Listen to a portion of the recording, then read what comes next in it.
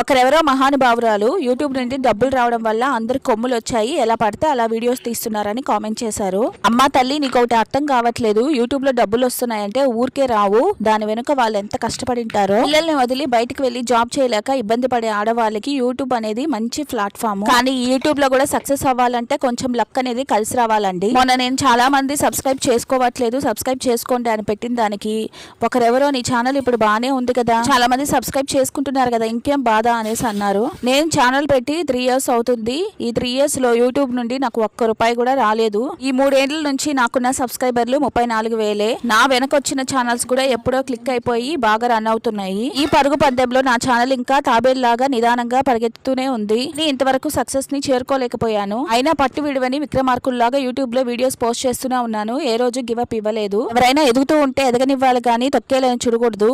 మీరేమంటారు? ఈ వీడియో నచ్చితే లైక్ చేయండి. Tata, by by.